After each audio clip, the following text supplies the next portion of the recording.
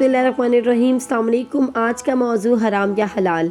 हज़रत हसन बसरी रहमतुल्लाह अलैहि हज़रत राबिया बसरी रहमतुल्लाह अलैहि की खबरगिरी के लिए तशरीफ़ लाए तो दरवाज़े पर एक रईस आदमी को रुपयों की थैली लिए खड़े देखा। वो हज़रत राबिया बसरी रहमतुल्लाह अलैहि के दरवाज़े पर ज़ारो कतार रो रहा था। हज़रत हसन बसरी रहमतुल्लाह अलैहि ने उसके उस तरह रोने की वजह पूछी तो उसने कहा कि मैं हज़रत राबिया बसरी रहमतुल्लाह अलैहि के लिए ये कुछ नजराना लाया था, लेकिन अब इस ख्याल से रो रहा हूँ कि अगर उन्होंने कबूल ना किया तो मेरा क्या होगा। आप रहमतुल्लाह अलैहि से गुजारिश है कि मेरी सिफारिश फरमा दें। हज़रत हसन बसरी रहमतुल्लाह अलैहि घर के अंदर दाखिल हुए और उस शख्स का पैगाम हज़रत राबिया बसरी रहमतुल्लाह अलैहि को पहुँचाया।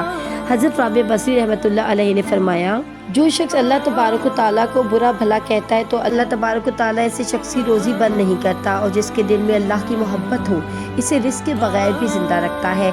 जब से मैंने ये सब कुछ देख लिया, मखलूक से मुंह फेर लिया, अब तुम ये बताओ कि मैं किस निस्बत से ये पैसे ले सकती हूँ, जबकि मुझे मालूम ही नहीं कि ये हराम है या हलाल। एक रिवायत के मुताबिक नबी करीम सल्लल्लाहु अलैहि वसल्लम ने फरमाया कि लोगों पर एक ऐसा ज़माना आएगा कि इंसान कोई परवाह नहीं करेगा कि जो उसने हासिल किया है वो हलाल से है या हराम से।